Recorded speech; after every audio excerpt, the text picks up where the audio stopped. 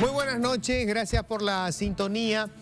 Hoy les voy a invitar a que dejemos un poquito de lado todo ese pesimismo con el que solemos cargar casi siempre y observar de manera objetiva. Hay un otro Paraguay que ha venido creciendo de manera importante en los últimos años y que hoy nos permiten revisar ciertos números que sorprenden. O sea, ese país que nosotros imaginamos siempre que solamente vive de la exportación de la soja y de la carne, ya no es tan así. Hoy hay un porcentaje altísimo de productos manufacturados, de industrias que nosotros no sabemos que existen, que están acá.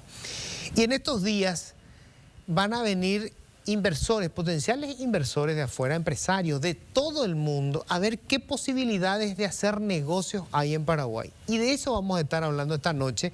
Y está con nosotros ya el ministro de Industria y Comercio, Luis Alberto Castiglioni. ¿Qué tal, ministro? ¿Cómo estás? Muy buenas noches, Luis. Muy buenas noches al señor viceministro, doctor Francisco Ruiz Díaz. Muy buenas noches a toda la audiencia de En Contexto. Estoy muy contento de estar contigo aquí hoy esta noche.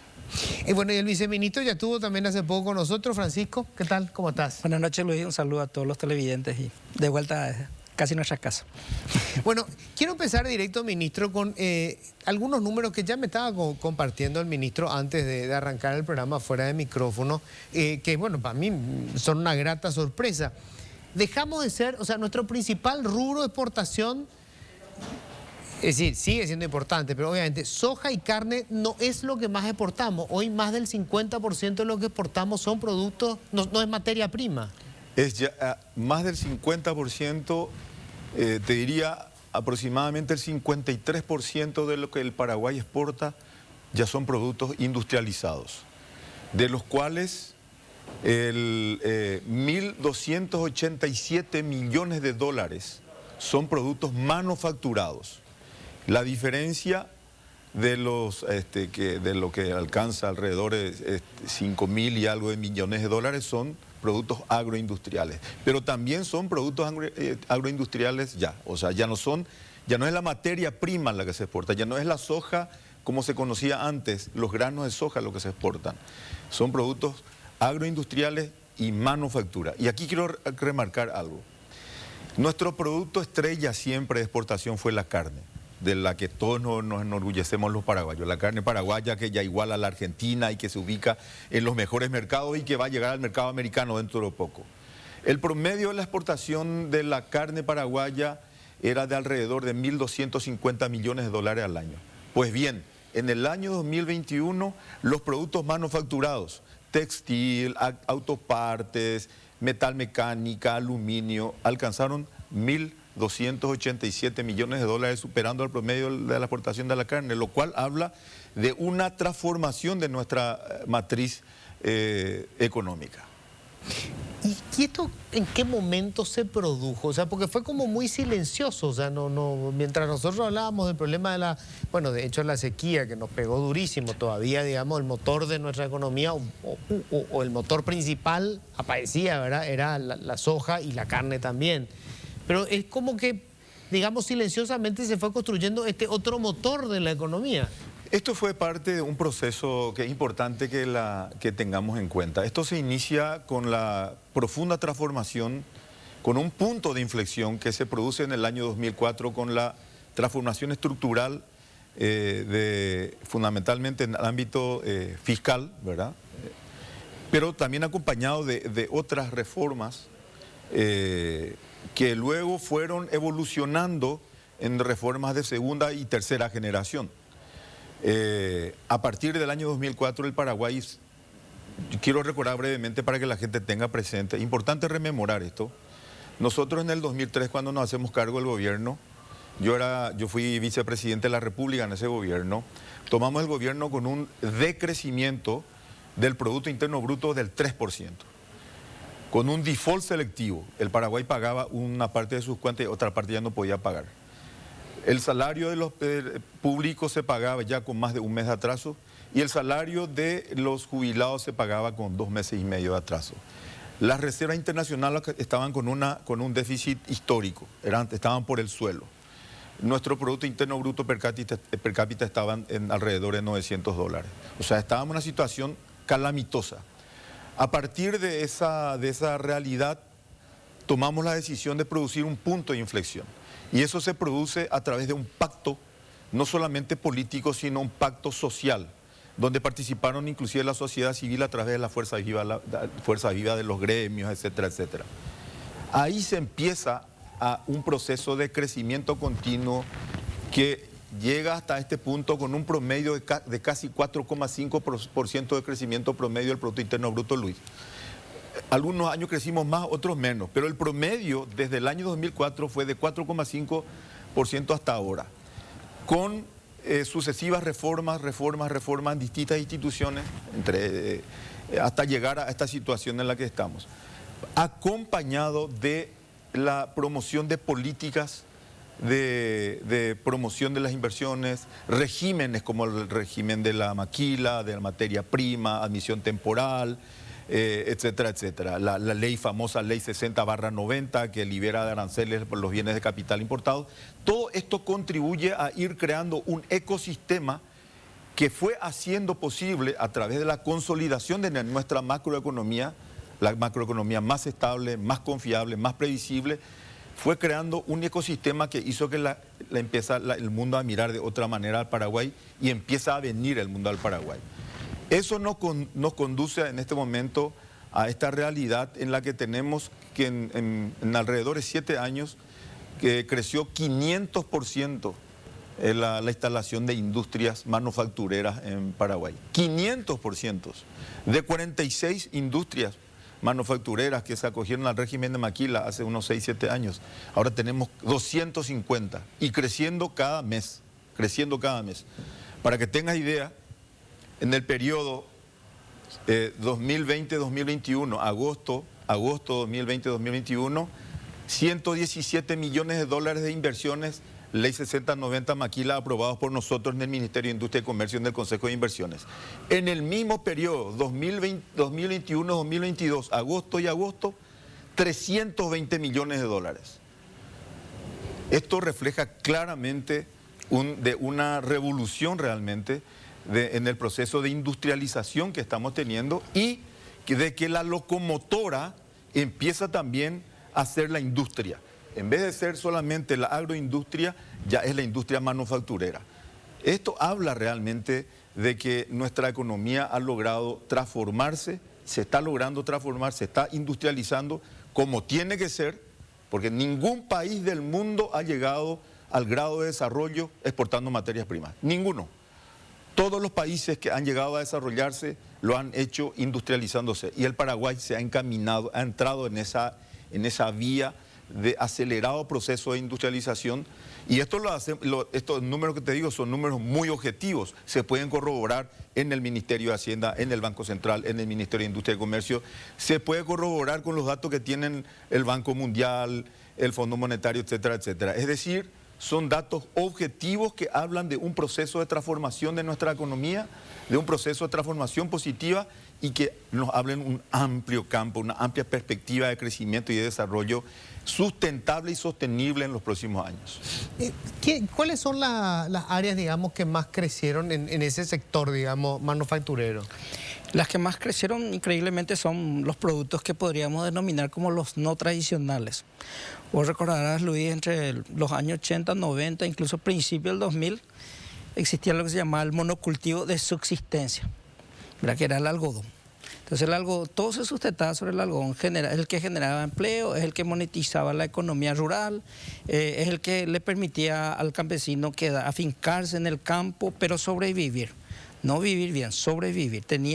Comía lo que podía, ¿verdad?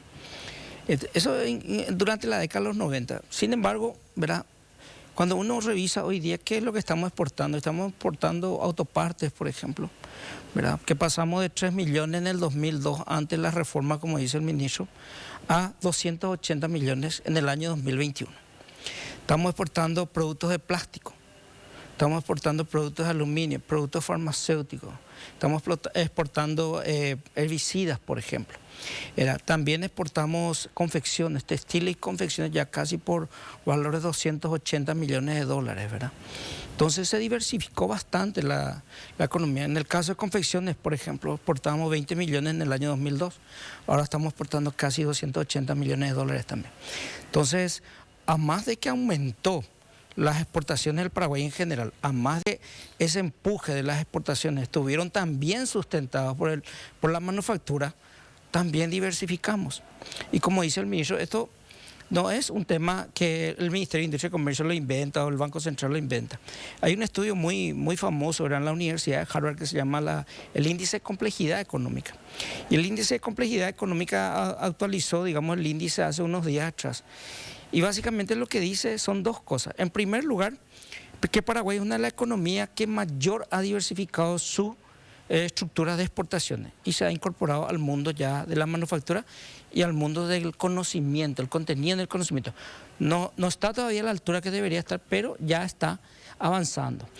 Y en segundo lugar, tomando ese índice, ellos hacen un pronóstico y dicen, en toda la región latinoamericana, el país que tiene mayor perspectiva de crecimiento hasta el 2030 es el Paraguay, con una tasa de crecimiento anual que ellos estiman en 3.56%, por encima de Brasil, por encima de Colombia, por encima de Chile. O sea, ¿quién se imaginaba esto hace unos 15 años atrás? Casi nadie, ¿verdad? Entonces hay todo un mundo, como dice el ministro, por descubrir en el caso de Paraguay. Y bueno, da gusto anunciar este tipo de cosas. Ministro, hablemos un poco de lo que va a pasar en los próximos días. Normalmente se hacen ferias afuera para vender un país, o sea, qué sé yo, se hacen en diferentes lugares del mundo y vos juntás a los empresarios en Alemania y le mostrás que es Paraguay para que vengan. Pero acá están viniendo a Paraguay, ¿cuántos se anotaron para venir a esta exposición, digamos, de qué se puede hacer, qué negocios se pueden hacer en el país?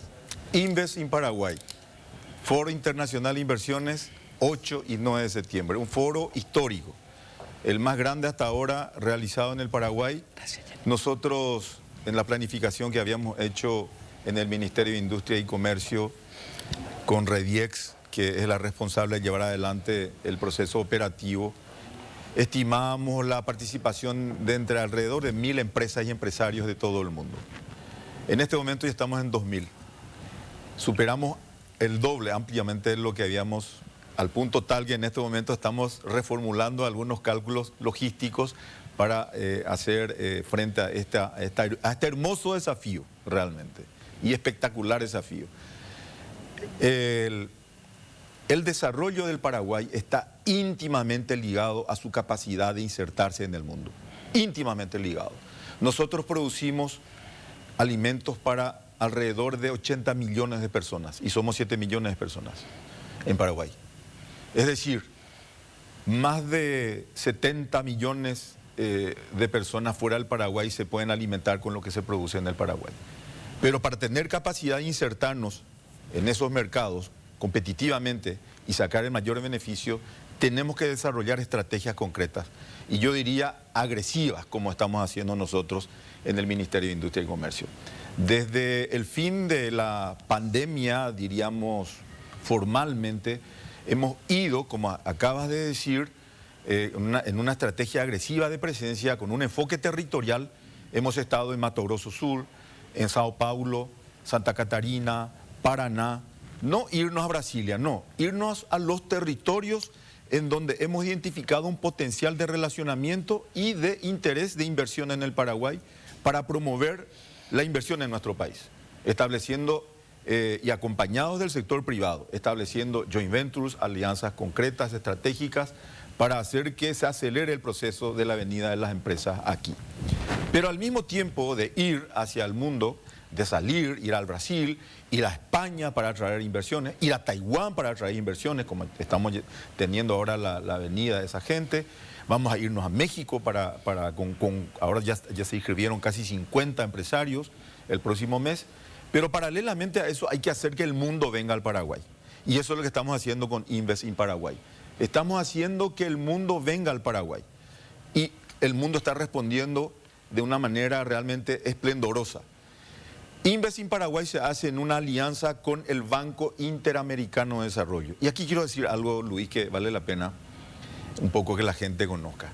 El señor Mauricio Claver Carone, que es el presidente del Banco Interamericano, el año pasado vino al Paraguay y dijo: he venido al Paraguay en mi primera salida de Washington, él acaba de ser electo, dijo: he venido al Paraguay en mi primera salida de Washington para reconocer el modelo de desarrollo que ustedes lograron consolidar aquí. O sea, vino a alabar a un modelo de desarrollo que tiene la macroeconomía más estable prácticamente de toda Latinoamérica, el sistema financiero más previsible, la política monetaria que hace que nuestra moneda sea la única en toda Latinoamérica que no ha perdido ceros y que en los últimos 10 años ha tenido un nivel de inflación similar a la inflación americana. Una moneda en la que se posicionan nuestros hermanos, por ejemplo, acá en la frontera, que ante la imposibilidad de tener dólares se posicionan en guaraníes, confiando en nuestra moneda. Un modelo de desarrollo que ha hecho que en el 2021 nosotros hayamos crecido casi 5% y que nos proyectamos para el próximo año, según las proyecciones ahora mismo del Fondo Monetario, como la economía que más vamos a crecer en el 2023. Es decir, el reconocimiento del Banco Interamericano de Desarrollo y por lo tanto su compromiso de hacer juntos nosotros este foro de inversiones. Lo estamos haciendo junto con el Banco Interamericano de Desarrollo.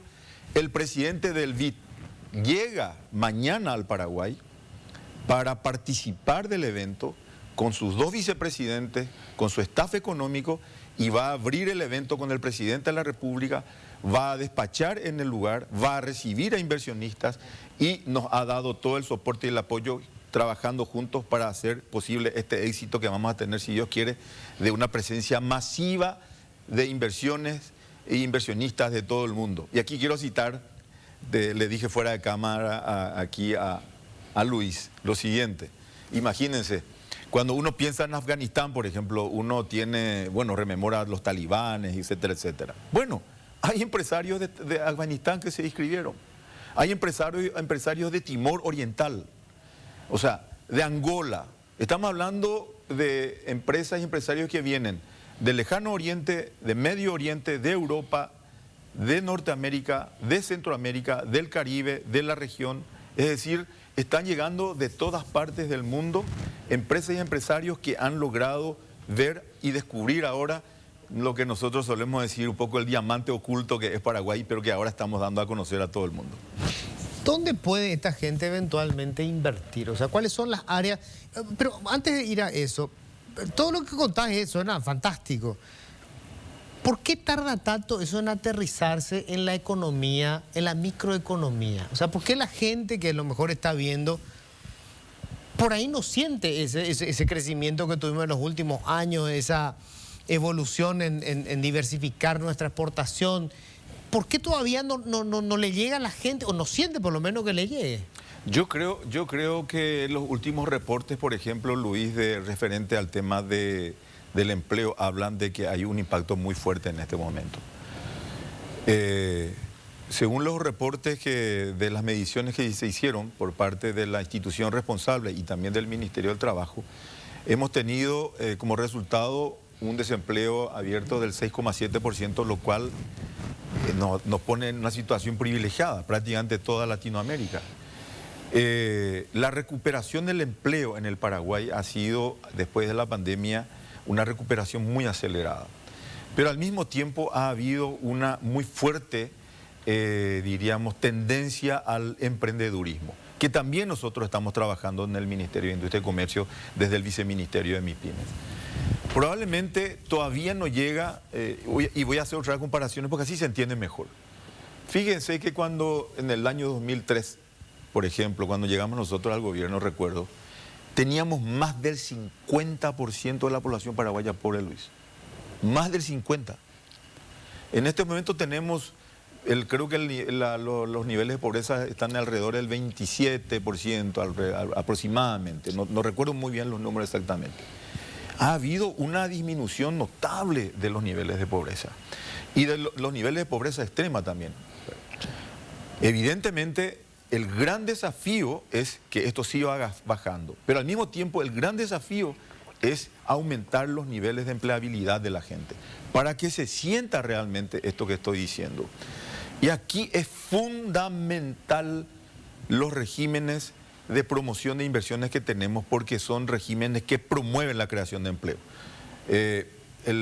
La mayor parte de las inversiones que están aterrizando con esto, incentivados por estos regímenes, son del sector industrial.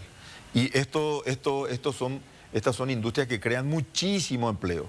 También del sector de servicios. Y voy a poner dos ejemplos concretos. Por ejemplo, industria textil Ojaji, que está en Alto Paraná, que produce prendas y exporta al Brasil. Tiene casi 2.000 personas trabajando y son chicas y chicos de alrededor de 26, 27 años, por ejemplo, ¿verdad? Ahora va a ampliar, se ha acogido nuevamente al régimen de la ley 60/90 y van a aumentar 296 puestos más de trabajo. Un ejemplo en el sector textil. Voy a ir al lado al sector de los servicios. Le recibimos a la empresa que brinda los servicios de call center, pero también los servicios de venta, no solamente ya con valor agregado, no solamente de call center, sino de venta a través de esa modalidad. La primera en Estados Unidos y la segunda en el mundo. Ellos prácticamente tomaron la decisión de aterrizar en Paraguay y van a crear 1.300 empleos de un día a otro, pensando inclusive en montar, acogerse a los beneficios del régimen de la zona franca de servicios, una nueva herramienta que tenemos, con lo cual estamos, apuntando y atacando fuertemente el tema de la empleabilidad. En la medida que esto avance, y aquí hay que hacer notar esto algo que es muy importante, todos estos empleos creados son empleos formales y con los cuales se cumplen estrictamente todas las leyes laborales. Eso te iba a preguntar justamente porque, digamos, uno de nuestros dramas es la informalidad. O sea, el grueso de los trabajadores paraguayos lamentablemente carecen de seguro social, de vacaciones pagas. Es decir, es la incertidumbre permanente. Estos empleos generados son empleos formales. Todos los empleos creados con los regímenes de maquila, admisión temporaria, de todos los que se acogen a la ley de 60/90, todos son empleos formales.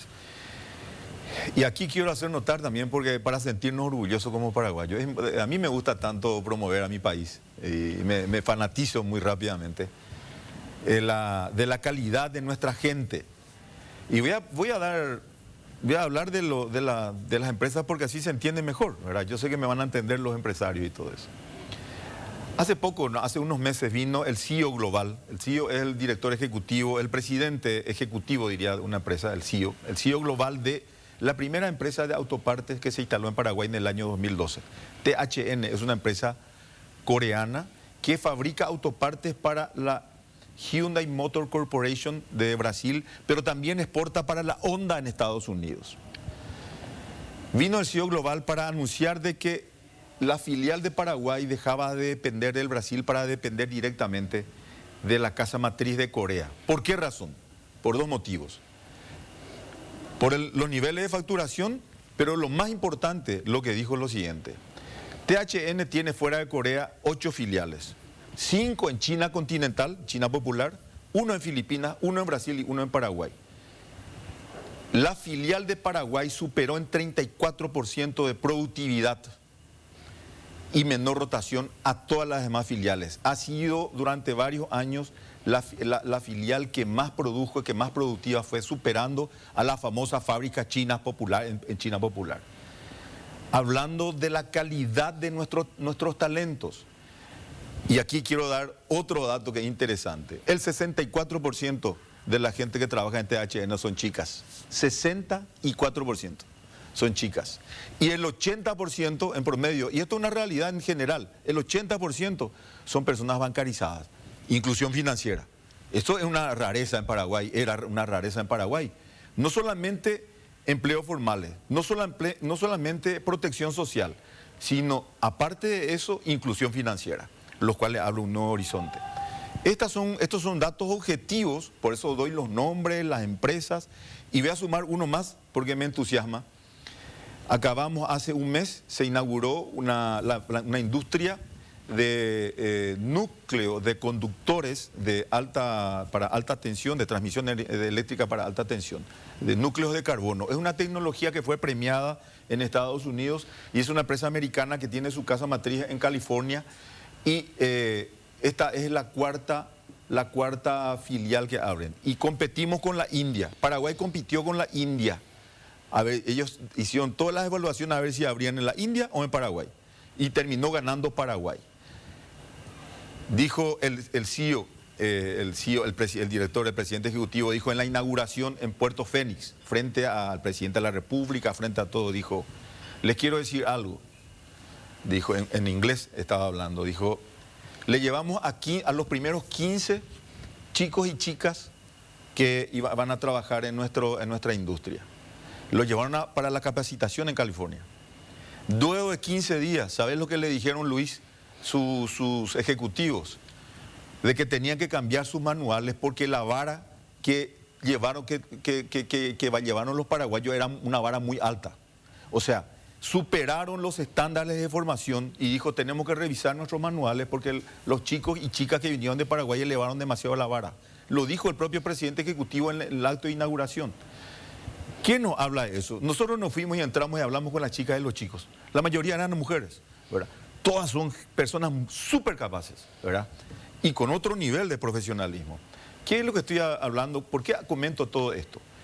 Tenemos ahora una avalancha de inversionistas que vienen. No solamente tenemos regímenes que incentivan para la inversión. No solamente tenemos una macroeconomía, la más estable. No solamente tenemos un sistema financiero previsible. No solamente tenemos una política monetaria que asegura la estabilidad de la moneda. Tenemos talento humano. Y eso es muy difícil. Ahora, vos sabés que te escucho y es como contradictorio con los números que manejamos sobre la educación pública y sobre los resultados de la educación pública. O sea, ¿de dónde salieron esos chicos? Porque lo que nosotros estamos viendo es que estamos en las evaluaciones de PISA, estamos en el último lugar, en los últimos orejones del tarro. ¿Cómo pegaron el salto? ¿De dónde salieron? Yo creo que acá tiene mucho que ver un poco el cambio de chip, hablando un poco así en el sentido, ¿verdad? El cambio de chip, el cambio de mentalidad que está ocurriendo, ¿verdad? En general. Tenemos a chicas y chicos que de repente se empiezan a empoderar de su futuro, o sea, empiezan a ver de otra manera el futuro y empiezan a sentir de que de ellos mismos depende mucho el futuro, no de otras personas. No de partidos políticos, no de corporaciones, de ellos mismos. Entonces, son chicas y chicos que ya van creciendo con otra visión y con otro chip. Esas son las chicas y chicos que están en este momento empezando a transformar, empezando a mostrar el Paraguay diferente. Pero, ¿sabes? Lo más interesante todavía, uno diría, por ejemplo, no, esto es solamente en Asunción y en Gran Asunción. No es cierto. Esto es así en Alto Paraná. Esto es así en el Chaco, esto es así en el norte, esto es así en el sur. En este momento, por ejemplo, la mayor inversión histórica privada del mundo se va a producir en el norte, en Concepción. Casi 4.000 millones de dólares de inversión privada, la gran industria de celulosa. Ya se están formando a las chicas y a los muchachos que van a trabajar ahí. Ya son más de 300 las personas capacitadas. ¿Quién los está formando? Ya es un esfuerzo conjunto de Sinafocal, el SNPP, el Ministerio del Trabajo, Industria. Con la gente... Industria, a través de su programa de CAE, por ejemplo. Exactamente, sí. Y también con la propia compañía, ¿verdad?, que está enviando a profesionales ya, ingenieros y todo eso al exterior. Estamos preparando, pero acá lo importante es que son chicas y chicos no solamente concentrados en el área urbana metropolitana de Asunción, no. Estamos viendo un fenómeno en el cual tenemos a chicas y chicos compatriotas que tienen esta misma visión, esta misma mentalidad de distintas partes del mundo. Y aquí te voy a decir más todavía para que te sorprendas aún más. ¿Qué es lo que exigen por ejemplo, las empresas que brindan, las empresas de BPO, las empresas de call center? ¿Qué es lo que quieren? Chicas y chicos que hablen inglés. Claro. Idioma. Al principio, cuando llegaron, estaban un poco temerosos, porque ¿será que vamos a encontrar chicas y chicos? ¿Será que vamos a encontrar? Ahora, Nestlé, que es una compañía internacional suiza, ¿verdad?, que se instaló para desde aquí atender a 21 países desde Paraguay, se fueron a visitarnos hace 2 semanas al Ministerio de Industria y Comercio para comunicarnos de que van a crear, tienen ahora 360 puestos de trabajo, van a crear casi 200 puestos más y vamos a llegar a 560 para fin de año, sin ningún tipo de dificultad ya en el tema del idioma, porque ya han encontrado a chicas y chicos con la base suficiente y ellos con un poco de adiestramiento que le dan. Tenemos a chicas y chicos que están sirviendo a 21 países del mundo, no solamente de la región, sino en otras partes como Europa o América del Norte. Esto es un poco para entusiasmarse realmente. ¿Y dónde aprendieron inglés? O sea, yo no, la verdad que sigo desconcertado. ¿De dónde salen? Sí, yo quiero reforzar con una anécdota, Luis, para hasta yo quedé sorprendido. Me llama hace poco la presidenta de una de estas empresas autopartistas y me dice: urgente, necesitamos pasaportes para nuestra gente, porque estamos tomando una línea de producción para una marca muy prestigiosa de Alemania en el campo movilidad eléctrica, para producir autopartes. Y necesitamos enviar 56 paraguayos a formarse en la planta industrial en México. Entonces, realmente salió en un tiempo récord, se habló con la autoridad que se tenía que hablar. 56 paraguayos, 58 recibieron sus pasaportes ayer. Pero la empresa misma se encargó de llevarle al colectivo, conseguirle todos los papeles que necesitaban, y 58 personas recibieron ayer sus pasaportes. ¿Verdad?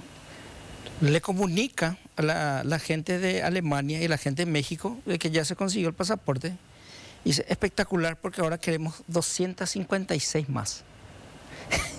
O sea, 256 paraguayos más, que se le suman a estos 58, van a irse a México a formarse ya en el tema de la fabricación de autopartes para movilidad eléctrica para una empresa muy prestigiosa, ¿verdad?, de Alemania. Que se va a instalar acá. No, ya está instalada, pero ahora va a abrir una línea de producción movilidad eléctrica, que todo el mundo... O sea, hace poco piezas solo para vehículos eléctricos. Exacto, para la marca esta alemana. ¿Verdad? Entonces hace poco uno decía: esto de movilidad eléctrica es puro cuento, esto nunca va a surgir. Pero ahora la empresa ya anunció que en unos meses más ya abre, porque van a estar 8 semanas los paraguayos capacitándose. Y esta empresa ya hizo algo similar, envió 50 paraguayos a formarse en México, y después estos paraguayos fueron a capacitar en las plantas, porque eran altamente productivos. Fueron a capacitar en las plantas que ellos tenían, principalmente en la zona de Europa del Este. 50 paraguayos capacitándose en México.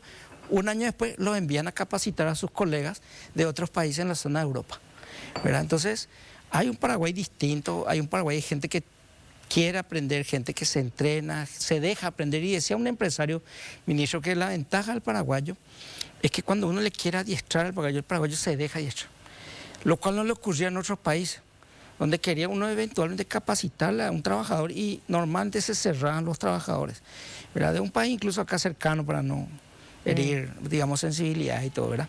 Pero es un poco una característica que tenemos.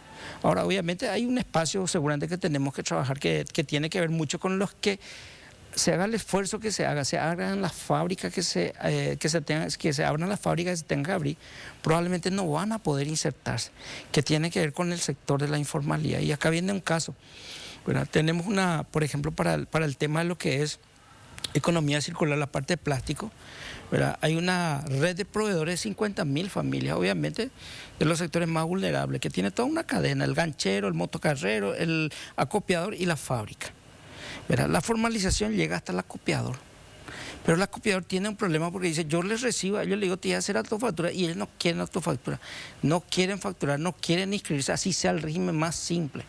Y obviamente este tipo después tiene que ir a comprar un motocarro, y el motocarro en el mercado está 16 millones de guaraníes y cae en manos de los usureros, ¿verdad? Y le cuesta al motocarro final de 30 millones de guaraníes a 3 años de plazo. Y te estoy diciendo cosas conversadas con ellos, ¿verdad? Entonces es imposible que estas personas puedan de alguna u otra manera pasar a gozar de los beneficios si eventualmente no hay una formalización de estos sectores, que es un poco lo que explica por qué siguen existiendo sectores vulnerables en el Paraguay cuando tenemos este crecimiento en el sector industrial. La industria es inclusiva.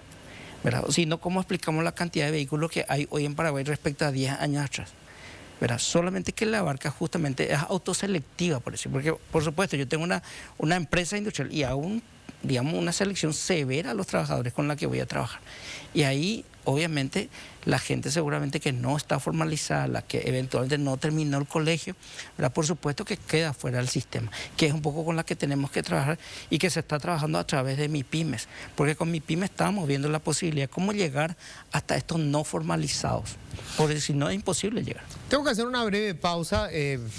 Caramba, es interesante saber que, bueno, existe ese otro país. No creo que me estén mintiendo porque los números están, ¿verdad? Así que uno puede revisarlo. Hacemos una breve pausa, ya volvemos. Bueno, se habló mucho de dos acuerdos que se dieron, digamos, con muy poca, muy poco tiempo de diferencia entre uno y otro.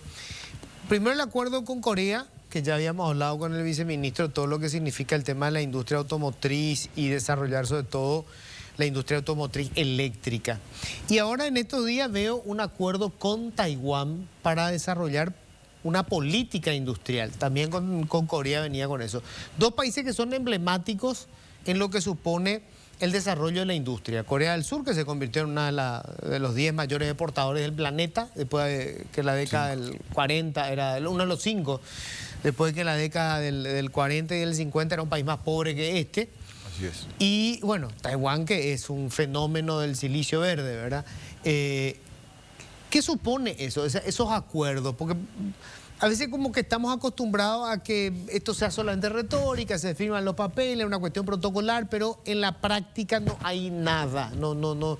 Replicar ese fenómeno acá parece que es un imposible. Primero quiero brevemente referirme al acuerdo con Corea. Los coreanos identificaron claramente el potencial de Paraguay y dijeron, debemos ser socios con Paraguay. Para ello, hablaron con nosotros por supuesto tomamos eso con mucha fuerza y llegamos a un acuerdo por el cual se empieza ahora, este año, en este segundo semestre, se empieza un proyecto piloto de movilidad eléctrica que va a hacer que vengan más de 100 autovehículos eléctricos, buses eléctricos, el transporte público. Para transporte público, pequeños camioncitos de carga eléctricos, automóviles eléctricos, para un proyecto piloto. Voy a poner un ejemplo concreto en el tema, por ejemplo, de buses eléctricos. Nosotros vamos a trabajar con el Viceministerio de Transporte, el Ministerio de Industria y Comercio y el Viceministerio de Transporte, para establecer algunos itinerarios para unas pruebas concretas, para tener indicadores de eficiencia y de eficacia. ¿Qué es lo que estamos queriendo? Queremos tener la mayor cantidad posible de datos para iniciar un proceso, una planificación para sustituir nuestros buses movidos por derivados del petróleo, por combustibles normales, sustituirlos por buses movidos por electricidad. Eso ahora van a llegar ya esa es la primera parte del plan al cual hemos acordado con Corea, cuya segunda etapa es la instalación en el Parque Tecnológico de Itaipú de un centro tecnológico automotriz con énfasis en la movilidad eléctrica. Ese sí ya es un centro que va a empezar a adiestrar y formar para la futura industria automotriz. Ahí ya van a ser adiestrados, capacitados y formados técnicamente para la matricería, que es lo fundamental para la industria automotriz, y todo lo demás. Ya hemos firmado el acuerdo con la Itaipú y con el Parque Tecnológico. Se va a instalar ahí el Centro Tecnológico Automotriz. Hemos firmado un acuerdo con el Ministerio de Trabajo. Se va a utilizar uno de los mejores centros de formación que tiene el Ministerio de Trabajo, que están en Andarias. Y juntamente con el Parque Tecnológico de Itaipú, el centro de formación del que tenemos en Andarias, vamos a trabajar en la capacitación e información de nuestra gente, con gente que va a venir de Corea. Van a venir ingenieros y técnicos para formar a nuestra gente para lo que va a ser un poco el expertise de la futura industria automotriz. Todo esto de la mano la primera fase, la venida de los vehículos para que van a ser utilizados como prototipos y esto ya formando para la futura. Porque ¿qué es lo que pretendemos en el futuro? Y ahí es importante porque tiene mucho que ver con la visión que mucha gente aquí tiene un poco. Yo no quiero un Paraguay solamente que importe vehículos eléctricos. Yo quiero un Paraguay que fabrique vehículos eléctricos. Yo quiero un Paraguay que no solamente importe autopartes y aquí lo arme como un Lego. No, yo quiero un Paraguay que aquí, con la elaboración de materias primas importadas, fabrique y se constituya, como los coreanos han identificado, se constituya en una plataforma eficiente y competitiva en la región y fuera de la región. Porque eso es lo que identificaron los coreanos, Luis. Ellos quieren ser nuestros socios, no solamente nuestros cooperantes. Ellos dicen, nosotros queremos cooperar con Paraguay ahora, pero después queremos ser sus socios para desde Paraguay empezar nosotros a ingresar a la región y no solamente a la región, sino al hemisferio. Eso con los coreanos. Y ahora paso rápidamente a los taiwaneses. Los taiwaneses vienen ahora con un proyecto concreto. Acaba el viceministro de tener la última reunión con ellos. Es una industria muy, muy poderosa en Taiwán, que está asociada a la Sumitomo de Brasil, de Japón. Sí. Y ahora vinieron ellos con los japoneses, porque ellos sí ya piensan en montar aquí una industria de autobuses eléctricos. Pero son autobuses de altísimo nivel, al punto tal que son autobuses que son importados por Japón, que tienen estándares muy elevados en cuanto a las exigencias de calidad. El chairman, sería el presidente de todo el grupo, está en Paraguay en este momento. Ojalá que puedas hablar con él. Él está muy entusiasmado.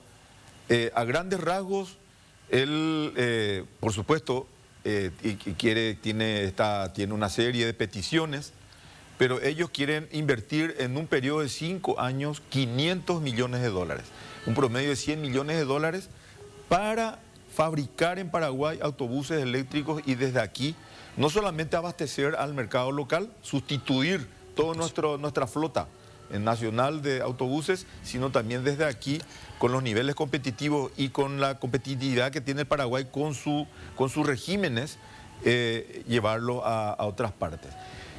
Corea y Japón, los tigres asiáticos, por su potencia, por lo que han hecho para emerger, como dices, de una economía agrícola para llegar a ser países de este nivel, ¿verdad?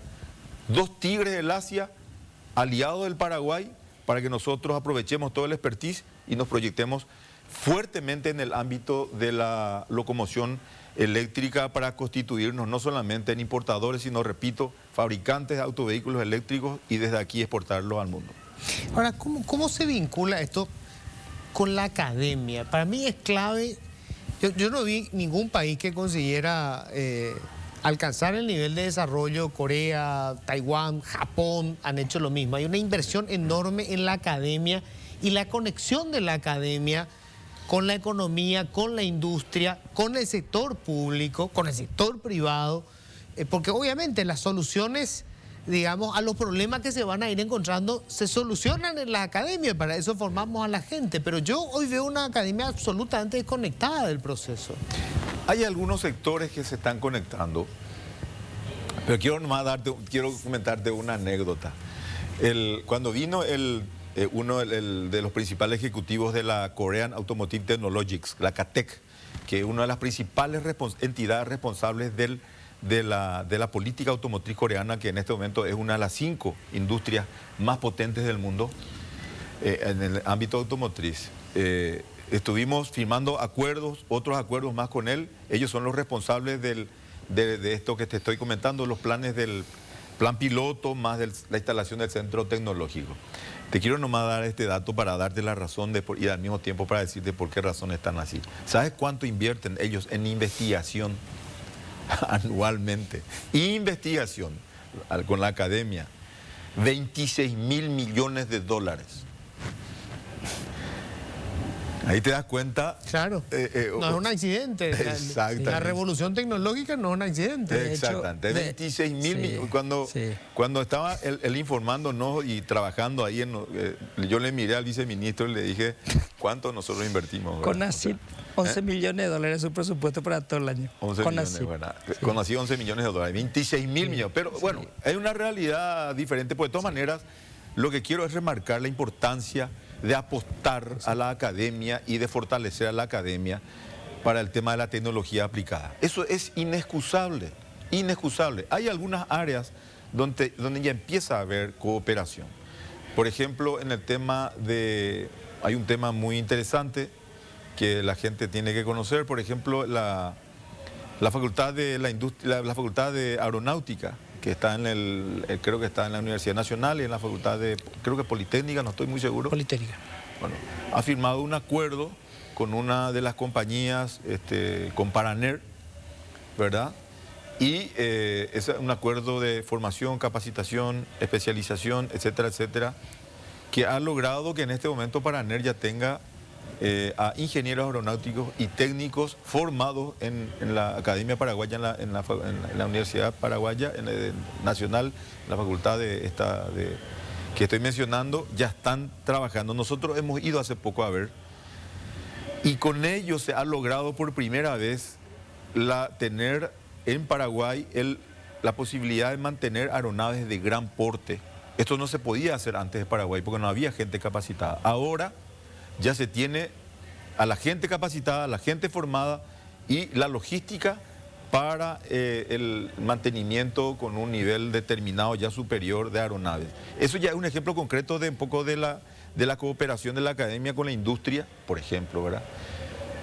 He mencionado otro ámbito, en el ámbito que yo creo que va a ser muy interesante, el tema de alimentos, producción de alimentos. Hay una iniciativa en el Chaco Central donde ahí se quiere montar un parque industrial con tecnología aplicada, y ahí nos han invitado a que trabajemos el sector público, el sector privado, que van a ser los representantes de las 3 centrales, grandes centrales menonitas, y también la Universidad Nacional. Hemos estado con la señora rectora, la señora Zully Rolón, hemos firmado un acuerdo y es la primera experiencia que yo conozco así muy, diríamos, muy formal, en donde vamos a interactuar el sector público, el sector privado y la academia para diríamos, para dar soluciones y para la formación de recursos para un parque industrial. Ese es un camino que vamos a tener que recorrer. Yo creo que está en sus etapas iniciales, ¿verdad? Pero como dijiste recién, todos los grandes países del mundo no solamente no han eludido este camino, han apostado a este camino para tener los resultados que tienen. Ahora, ¿cómo pega? A ver, siempre que hablo con los analistas económicos y hacen mención a que estamos a un paso del grado de inversión, a conseguir el grado de inversión que supondría un flujo de capital extranjero enorme, o sea, se dispararía lo que estamos teniendo hoy. Hablan de la debilidad institucional y sobre todo el problema de la justicia. ¿Qué tanto pega todos estos megaproyectos, estos inversores interesados? ¿Cómo ven ellos ese aspecto, digamos, institucional del país? Yo creo que indudablemente es un tema, es un gran desafío adquirir, credibilidad en ese ámbito. En los últimos 3 años, no sé si tienes los datos, pero si investigas vas a encontrarlo. Tú tienes idea, ¿verdad? Tienes conocimiento de la Fundación Getulio Vargas. Sí. La Fundación Getulio Vargas es probablemente uno de los principales centros de pensamiento de todo el hemisferio, no solamente en la región. Muy respetado. La Fundación Getulio Vargas en sus últimos años, en los últimos 2-3 años, publica cada trimestre el ranking de clima económico en diversas regiones del hemisferio. En las últimas publicaciones, el Paraguay ha ocupado el lugar número 1 en clima económico. Esto es hace 15 años. Nosotros veíamos esto y era como un jet que volaba a 12.000 metros de altura y nosotros no íbamos a alcanzar nunca eso. Decíamos, ¿cómo alcanzar aquello? ¿Cuáles eran los países de referencia? Chile, Perú, Colombia, Colombia con niveles de grado de inversión, Chile, y nosotros en el último lugar. O sea, decíamos, era un jet que volaba a 12.000 metros de altura nosotros. En este momento, nosotros estamos en ese lugar, a 12.000 metros de altura, por encima de Chile, por encima de Colombia, que perdió su grado de inversión, por encima de Ecuador, por encima de Brasil, por encima de Argentina, etc. El tema del clima económico es fundamental para la confianza de la gente y que entraña varias variables, ¿verdad? Varios indicadores se tienen en cuenta para esto. Entre ellos está el tema institucional. Y yo creo que ese es un tema probablemente en este mismo momento, porque en general desde el punto de vista económico cada vez tenemos más rigor en el manejo económico. Pero ese es un tema que nosotros tenemos que tomar como un grave desafío, diría yo, para mejorarlo, porque es un tema fundamental para consolidar la credibilidad. Si nosotros no nos empeñamos todos para mejorar nuestro sistema judicial, ¿verdad?, podemos tener problemas. Ese tiene que ser un deber. Tuvimos ahora una muy buena noticia con el tema de Moody's, de la calificadora de riesgo, que nos ubica a un pelo del grado de inversión, y de Gafilat, que pasamos el examen, pero aún así, por los detalles de Gafilat, vemos que tenemos ese problema en el tema institucional. Yo veo como esa área como el área que implica mayor desafío de reforma, y como es todo un poder, realmente va a entrañar también un trabajo no solamente de los otros poderes del Estado, sino yo diría inclusive de toda la sociedad civil organizada, porque no puede ser que sea nuestro talón de Aquiles. Tenemos que acometer ese desafío y lograr también elevar nuestro estándar en ese ámbito. Pues se me fue el tiempo, lamentablemente. Solo para recordar, esta convocatoria a todos estos inversores se va a dar entre mañana, pasado, son 2-3 días. Mañana a la noche el señor presidente de la República le ofrece una recepción a los principales inversionistas y empresarios que vienen de distintas partes del mundo. Lo hace en su residencia en Bruvicharoga. El día jueves a las 9 de la mañana se inicia oficialmente con la participación del presidente de la República y el presidente del Banco Interamericano de Desarrollo. Los dos van a participar y a partir de ahí se inicia todo ya el proceso, varios paneles, varias áreas temáticas, y eso va a continuar 2 días intensos. Y aquí es importante resaltar, el presidente de la República le da tanta importancia que va a despachar todo ese día en la Conmebol. Va a recibir a empresarios, va a recibir a inversionistas, va a recibir a toda la gente, a todos los principales que quieran hablar con él, porque considera que esto es fundamental y al mismo tiempo es algo que está instalando positivamente también a nuestro país en todo el mundo. Ministro, te agradezco muchísimo. Muchísimas gracias, Luis. Ha sido un gusto realmente estar contigo después de un buen tiempo. Espero que no pase tanto tiempo para que volvamos por aquí. Ojalá, viceministro. Muchas gracias. Muchas gracias, Luis. Gusto estar contigo. Tenemos que hacer nosotros una breve pausa. Cuando volvamos, vamos a hacer un contacto con Gonzalo Chávez. Él es economista de la Universidad Católica Boliviana. Estamos hablando en cada programa con un referente de alguno de los países de la región para saber, bueno, cómo están. La última vez estábamos hablando de la situación en Chile, después de este cambio, de Brasil. Estuvimos hablando con justamente un referente de Getúlio Vargas. Y bueno, vamos a estar hablando de cuál es la situación de Bolivia. Así que quédate ahí, breve pausa. Ya volvemos. Bueno, y estamos ya en comunicación con Gonzalo Chávez. Él es economista de la Universidad Católica Boliviana. Gonzalo, ¿cómo estás? Muy buenas noches. Buenas noches, Luis. Un gusto estar en tu programa y a través tuyo, pues, un saludo muy cordial a todo Paraguay. Bueno, gracias por atendernos, Gonzalo. Bueno, voy directamente a las preguntas y tenemos mucho interés en saber cuál es la situación de la economía boliviana. Es curioso, nosotros somos vecinos, pero a veces tenemos muy poca información de bueno, cómo va evolucionando todo el proceso post pandemia. Un gobierno que es considerado como un gobierno, digamos, de centro izquierda, pero en el que no se escucha, por lo menos no llega información a Paraguay de que se den conflictos demasiado importantes con el capital. Si aparentemente los empresarios en Bolivia no tienen muchas quejas de cómo funciona la economía y en general, digamos, no están aparentemente arrastrados por las crisis que tenemos, digamos, cada tanto en Brasil y en la Argentina.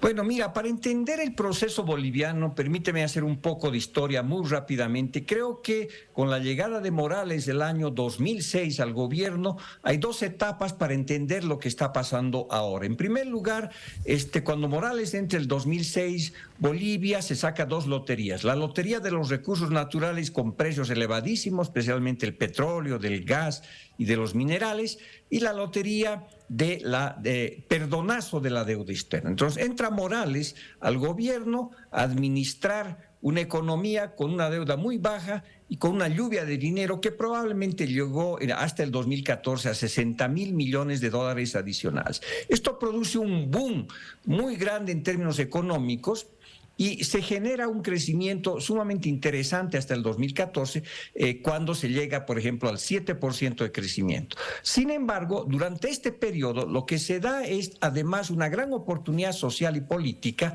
porque Morales entra con una enorme expectativa, ¿no? Las causas que defendía, o que defiende probablemente hasta ahora, eran muy justas: menor inclusión, mayor inclusión social, menor pobreza, más inclusión indígena, una economía más diversificada, etcétera. Sin embargo, con el pasar del tiempo, lo que Bolivia hace es volver al viejo modelo nacional desarrollista con una fuerte intervención estatal, y la economía comienza a crecer en base a buenos recursos, buenos precios de las materias primas, y comienza a crecer sobre todo porque tenemos pues una fuerte intervención del Estado en la economía, y el sector privado queda en un segundo plano, pero aprovechando también las condiciones macroeconómicas sumamente estables, ¿no?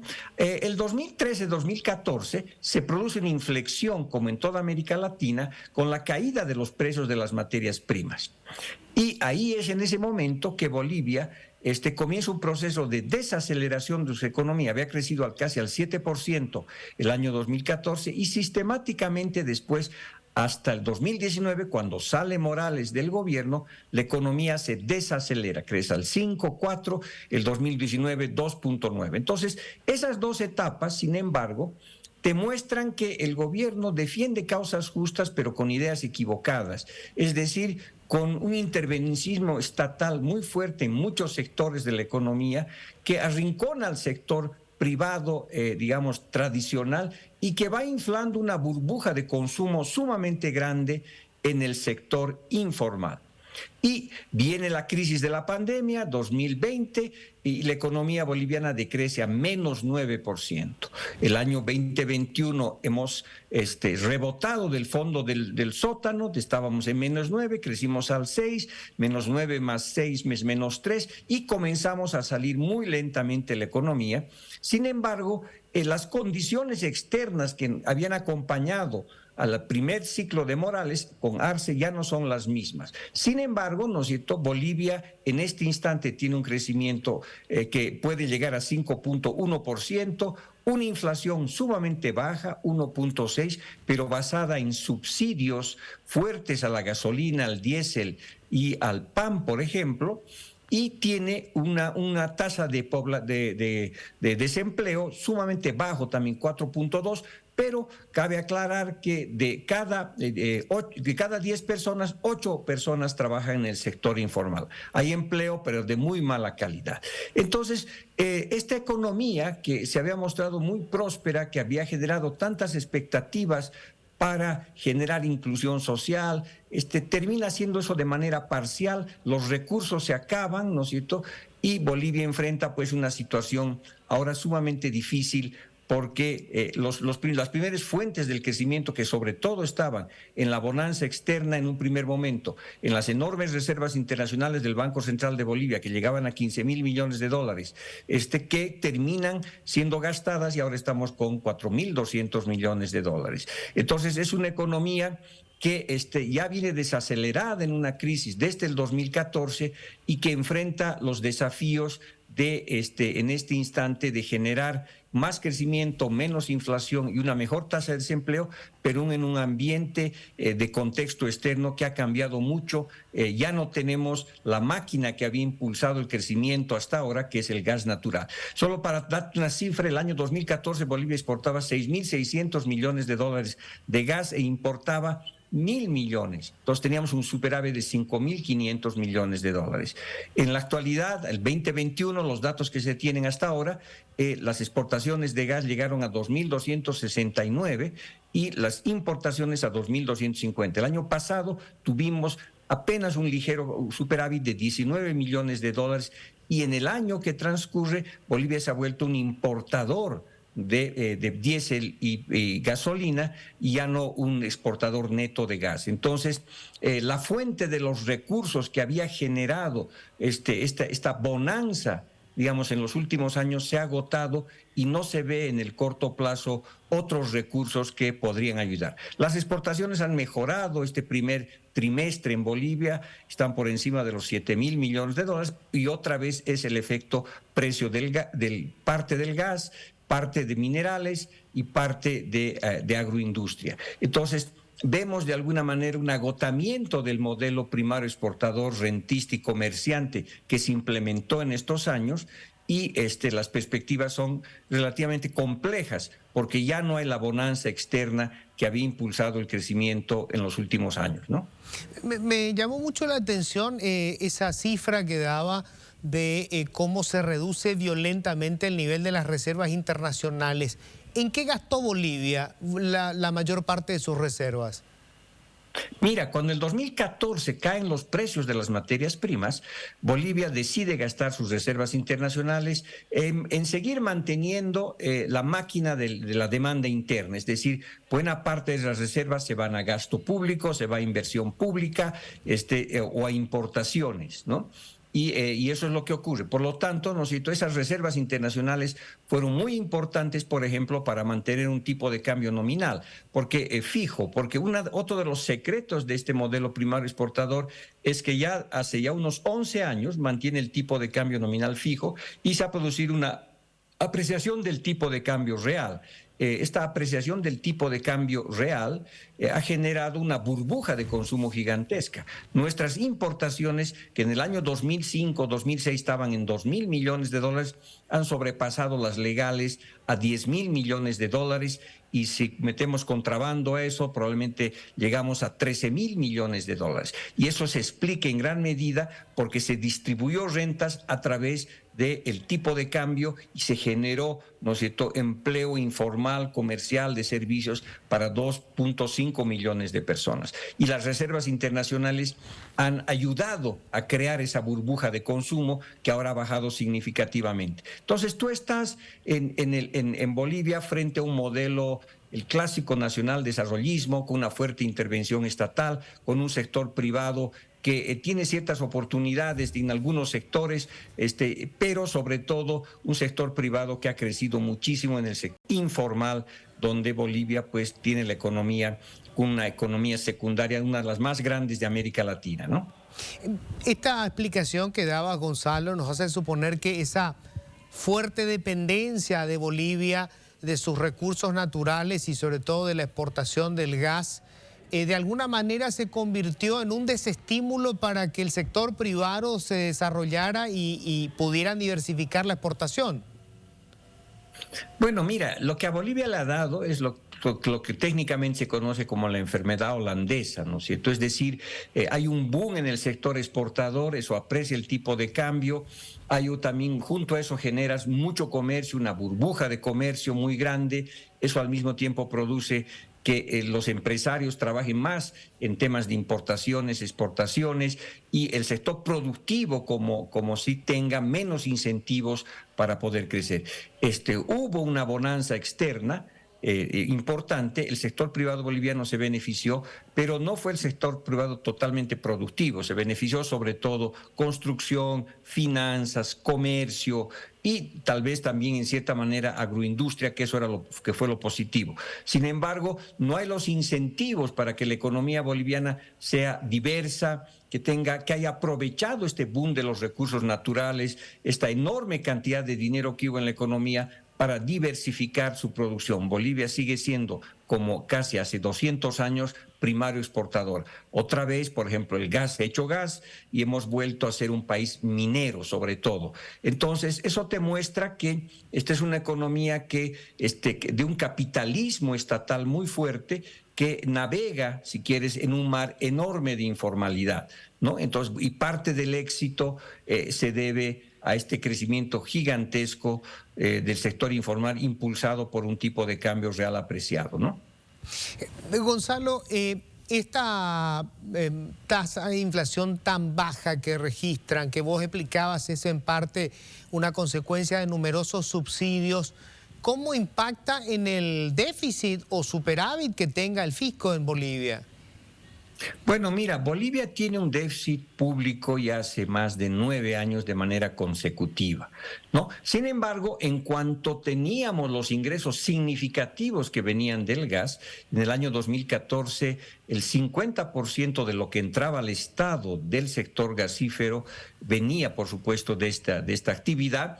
Y eso era como 5.200 millones de dólares. Eso ha bajado a 2.600 millones de dólares. Entonces, sistemáticamente hay un déficit público que tiene varios orígenes.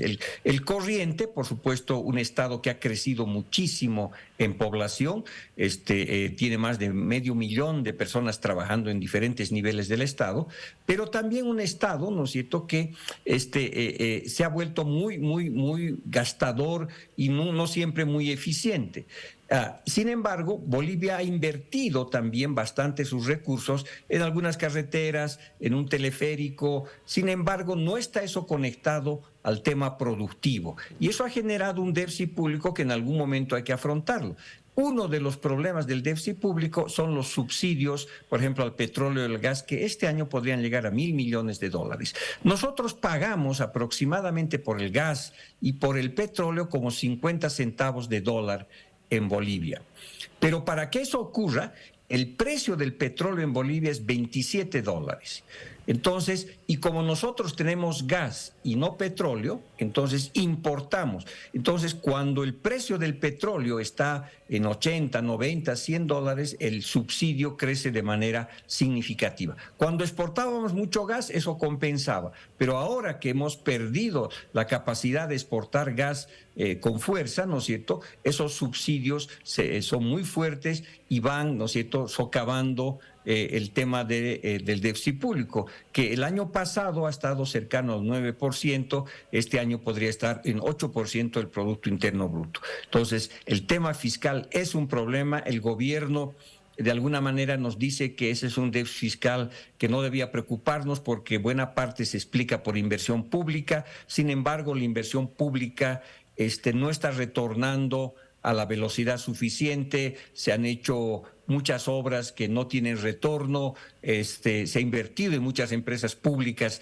que no están funcionando como deberían hacerlos, no tienen la rentabilidad suficiente, entonces vamos cargando un déficit público sumamente elevado, ¿no es cierto?, que en algún momento hay que sincerarlo, y probablemente lo que explica esa inflación baja en este instante, parte son los subsidios, pero también parte la apreciación del tipo de cambio real en Bolivia, y dado que otros países como Argentina, Brasil, Perú, Chile devalúan, también importamos inflación muy baja, ¿no? Entonces, es decir, en la medida en que el tipo de cambio te permite comprar cosas baratas de afuera, eso ayuda a la inflación, pero eso tiene un costo muy alto, primero por el lado de los subsidios y segundo por la pérdida de reservas internacionales que parcialmente son utilizadas en importaciones legales e ilegales baratas, ¿no?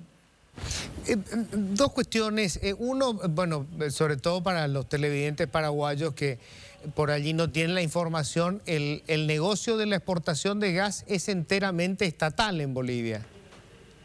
Justamente, mira, en los últimos, justamente uno de los elementos centrales de la nueva política económica que implementó el presidente Morales fue la nacionalización del sector hidrocarburos, ¿no? Antes se había hecho también una ley de hidrocarburos donde se aumentó de manera importante los impuestos al sector gasífero sobre todo. Entonces, eso generó, por supuesto, una entrada enorme de recursos porque los precios del gas y del petróleo subieron significativamente. El gas boliviano se lo calcula en base al petróleo internacional.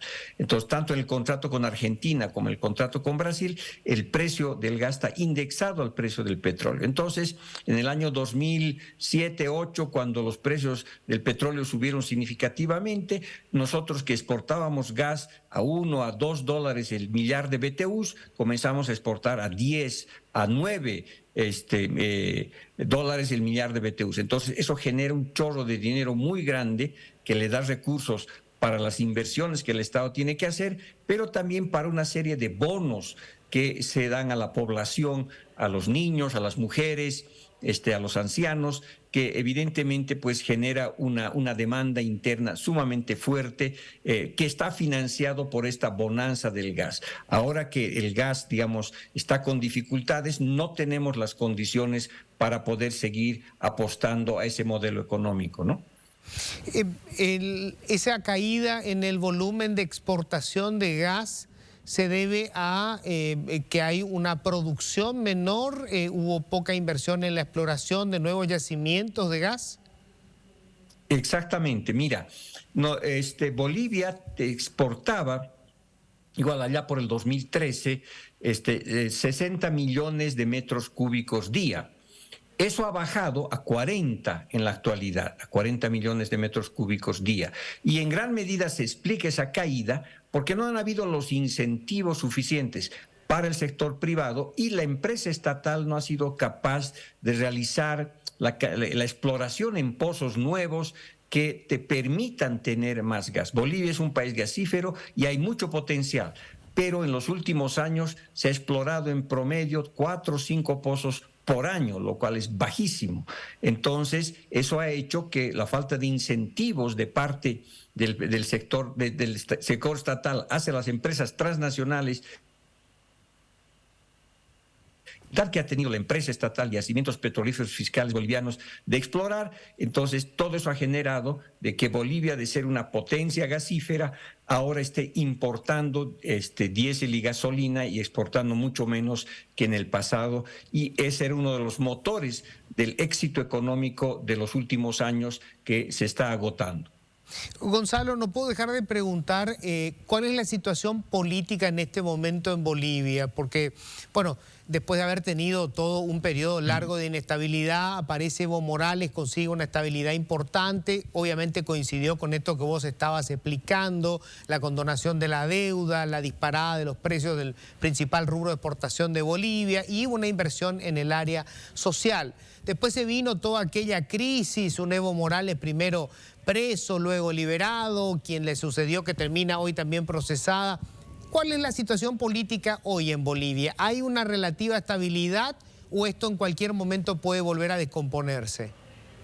No, mira, yo te diría que hay una relativa estabilidad, pero en un marco de una fuerte polarización, ¿no es cierto? Cuando la situación se complica muchísimo en el escenario político cuando Morales decide ir a la 4ª reelección, ¿no es cierto? Y hace un referendo, la gente le dice no, pero él insiste y utiliza el Poder Judicial, el Tribunal Constitucional para que le aprueben un 4º mandato que era completamente ilegal. Entonces ahí se presenta la 4ª elección y hay todo el problema de que se produce un fraude, ¿no es cierto? Y ese fraude es denunciado por la población, hay un movimiento popular contra ese fraude.